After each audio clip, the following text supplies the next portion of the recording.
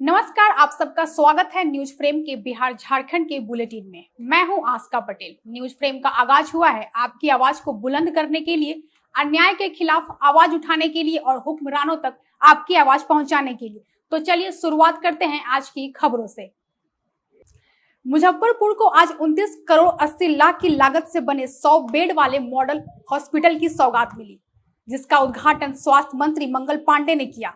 इस अस्पताल में 20 बेड की इमरजेंसी और 10 बेड का स्पेशल आईसीयू शामिल है। साथ ही जिले के विभिन्न प्रखंडों में 27 नए हेल्थ एंड वेलनेस सेंटर का शिलान्यास भी किया गया है। कुल 41 करोड़ से अधिक की स्वास्थ्य परियोजनाएं जिले को मिली है। स्वास्थ्य मंत्री मंगल पांडे ने कहा कि राज्य में बेहतर स्वास्थ्य सुविधाओं के लिए लगातार कार्य हो रहा है। आज मुजफ्फरपुर जिले को स्वास्थ्य विभाग की ओर से 41 करोड़ रुपए से अधिक की योजनाओं का उद्घाटन और शिलान्यास का तोहफा मिला है। 29 करोड़ 80 लाख की लागत से 100 बेड का सदर अस्पताल बनाया गया है और उसी प्रकार 11.5 करोड़ रुपए से अधिक की लागत से 27 हेल्थ एंड वेलनेस सेंटर के शिलान्यास का भी कार्यक्रम रखा गया है।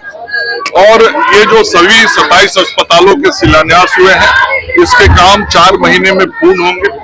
एईएस का किट भी आज सांकेतिक रूप से नर्सों को दिया गया है। वो किट अगले कुछ दिनों में सभी अस्पतालों में पहुंच जाएगा। चूंकि मुजफ्फरपुर से मणिभूषण शर्मा की रिपोर्ट।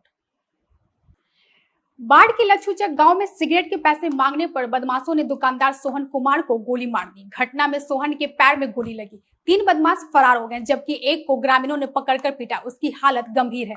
इसकी सूचना मिलते ही सकसोड़ा थाना की पुलिस टीम मौके पर पहुंची और घायल दुकानदार सहित पकड़े गए बदमाश को दोनों को इलाज के लिए बाढ़ अनुमंडलीय अस्पताल ले जाया गया। एक व्यक्ति जो सकसोड़ा थाना अंतर्गत चौक में और चाय की दुकान करते हैं, उनका नाम है सोहन कुमार। उन्हें किसी अज्ञात व्यक्ति के द्वारा गोली मार दी गई है। सूचना के सत्यापन में थाने के जो पदाधिकारी थे तो वहाँ पे जो जिस व्यक्ति के संबंध में पता चला था कि गोली लगी है, सोहन कुमार को जख्मी हालात में पाया। उसके बाद जब उनको फिर इलाज हेतु प्राथमिक स्वास्थ्य केंद्र बेंची लेके जाया गया। बाढ़ से विकास कुमार की रिपोर्ट। मुजफ्फरपुर के औराई इलाके से एक अजीब मामला सामने आया है, जहां एक विद्यालय के भवन पर खास लिपि में लिखे गए नाम पर असामाजिक तत्वों ने कालिक पोत दी है। पूरा मामला बसंतपुर के औराई प्रखंड के राजकीय उत्क्रमित मध्य विद्यालय का है, जहां स्कूल के भवन पर हिंदी और उर्दू में स्कूल का नाम लिखा था, लेकिन किसी असामाजिक तत्वों ने उर्दू में लिखे नाम पर कालिक पोत दी है। विद्यालय का जो भवन है उस पे जो स्कूल का नाम लिखा हुआ था उसको कालिक पोती कर दिया गया है, काला कलर से, पेंट से। क्या कहेंगे? नहीं, उसको काला कलर से कोई असामाजिक तत्व कर दिया जो है। क्या शनिवार को हम लोग स्कूल आए, स्कूल करके गए। शनिवार को ठीक था, रविवार और सोमवार स्कूल बंद था। जब हम लोग मंगलवार को विद्यालय पहुंचे तो पहुंचने के साथ देख रहे हैं कि काली, ग्रामीण से जब पता किए तो ग्रामीण कहा कि हम लोगों ने नहीं देखे हैं और ग्रामीण भी इस बात पर जो है कि काफ़ी नाराज है। ऐसा मामला संज्ञान में आया है और उसकी जांच कराई जा रही है। जांच के क्रम में जो भी सामने आएगा उसके अनुसार आवश्यक कार्रवाई की जाएगी। हाँ, औराई थाना क्षेत्र का मामला है और उनको निर्देश दिया गया है कि इसकी जांच करें। मुजफ्फरपुर से मणिभूषण शर्मा की रिपोर्ट। आज प्रोजेक्ट भवन रांची में झारखंड राज्य स्तरीय बैंकर्स समिति की 91वीं त्रैमासिक बैठक का आयोजन किया गया। इस बैठक में मार्च 2025 तक राज्य के कई क्षेत्रों में बैंकों द्वारा किए गए कार्यों की समीक्षा की गई। इस मौके पर कृषि मंत्री शिल्पी नेहा तिर्की ने कहा कि राज्य के विकास और खास करके कृषि की उन्नति में बैंकों की अहम भूमिका रहती है। कुछ सुधार, हल्का सुधार देखने को मिलता है काफ़ी सारे फीडबैक के बाद, मगर अभी भी बहुत बड़े पड़ाव हैं जिनको हमें पार करना है। आंकड़े किताबों में अच्छी दिखती हैं, मगर वो ज़मीनी हकीकत से जुड़ी है नहीं जुड़ी है, वो तो हम जैसे जनप्रतिनिधियों को सुनिश्चित करना है। इसीलिए हम इस बैठक में लगातार हम लोग अटेंड करते हैं। माननीय वित्त मंत्री जी भी अपने अहम सुझावों को हमेशा रखते हैं और बैंक उसमें से कुछ कर रही है। मुझे लगता है बहुत बड़े बदलाव को करने के लिए हमें और ईमानदारी से उन चीज़ों में काम करने की आवश्यकता है। केसीसी लोन को लेकर कुछ टारगेट बनाने की बात करते हैं। हाँ, पिछले वित्त वर्ष में 40% ही हम लोग केसीसी अब अचीव कर पाए। रांची से रूपम की रिपोर्ट। पहलगाम में हुए आतंकी हमले के जवाब में भारत द्वारा चलाए गए ऑपरेशन सिंदूर के समर्थन में देश भर में तिरंगा यात्रा निकाली गई। इसी क्रम में राजधानी रांची में शहीद चौक से लेकर भगवान बिरसा मुंडा समाधि स्थल तक 100 फीट लंबा तिरंगा लेकर पूर्व सैनिकों और भाजपा कार्यकर्ताओं ने रैली निकाली। इस दौरान हाथों में सेना के जवानों की तस्वीरें, प्रधानमंत्री नरेंद्र मोदी और ऑपरेशन सिंदूर से जुड़ी तख्तियां लिए कार्यकर्ताओं ने हिंदुस्तान जिंदाबाद और पाकिस्तान मुर्दाबाद के नारे लगा रहे थे।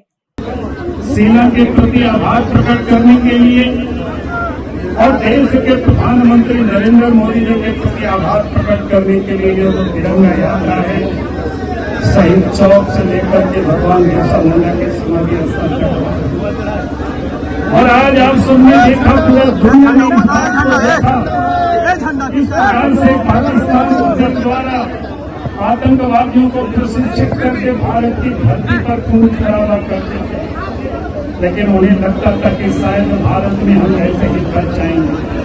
लेकिन जब से देश में प्रधानमंत्री नरेंद्र मोदी जी बने हैं 14 से, पाकिस्तान में जितनी बार भी हमला करती है, देश के प्रधानमंत्री नरेंद्र मोदी जी ने कहा है कि अगर आप इस धरती में खून खराबा करेंगे तो ठूस करके मारेंगे, और इस काम को पूरा किया। और इसलिए आज देश के प्रधानमंत्री के प्रति आभार प्रकट करते हैं। रांची से रूपम की report. Jharkhand Mukti Morcha party camp कार्यालय में पार्टी के केंद्रीय महासचिव सुप्रियो भट्टाचार्य ने संवाददाता सम्मेलन संबोधित किया। इस संवाददाता सम्मेलन में सुप्रियो भट्टाचार्य ने कहा कि जल जीवन मिशन योजना, हर घर शुद्ध पेयजल योजना 24,665 करोड़ 30 लाख का बना है, लेकिन केंद्र सरकार के द्वारा इस योजना के अंशदान का भुगतान पूरी तरीके से राज्य सरकार को अभी तक नहीं मिला है। 2019 के 15 अगस्त को एक बहुत महत्वाकांक्षी योजना केंद्र सरकार के द्वारा शुरू हुआ था जल शक्ति मंत्रालय का, और वो था जल जीवन मिशन। हर घर शुद्ध पेयजल पहुंचाना था। 2019 से 2024 तक और फिर 2024-25 से आगामी दिनों तक। आप सबको याद होगा कि वो जो पूरी योजना थी वो 24,665 करोड़ 30 लाख का योजना बना था, जिसमें केंद्र सरकार को 12,257 करोड़ 33 लाख रुपए देना था,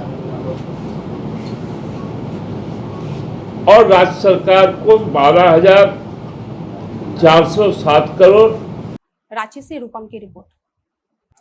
बढ़े में सुबह एक बोलेरो वाहन हादसे का शिकार हो गया और जवाहर घाटी स्थित पुल से फिसलकर तिलैया डैम में जा गिरी। हादसे में 2 लोगों की मौत होने की सूचना है। एक शव बरामद कर लिया गया है, जबकि दूसरे की तलाश अभी भी जारी है।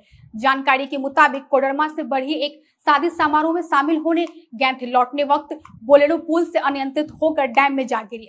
स्थानीय प्रशासन और गोताखोरों की मदद से रेस्क्यू की गई। हजारीबाग से सुरेंद्र कुमार सिंह की रिपोर्ट। सरायकेला खरसावां जिले के चौका थाना क्षेत्र में स्थित अमूल दूध फैक्ट्री में एसी से भीषण आग लग गई। सभी कर्मचारियों को सुरक्षित बाहर निकाला गया। मालिक ने तुरंत प्रशासन को सूचना दी, लेकिन 1 घंटे तक दमकल की गाड़ियां नहीं पहुंची। एसी से तो क्या अभी तक ये अग्निशमन आया आपके पास? कितना देर लग गया? अभी तक आया नहीं। कितना देर हुआ? मिनिमम तो कितना 40-45 मिनट तो हुआ ही है, बोला है। अच्छा। दिया है। सरायकेला से वीरेंद्र मंडल की रिपोर्ट।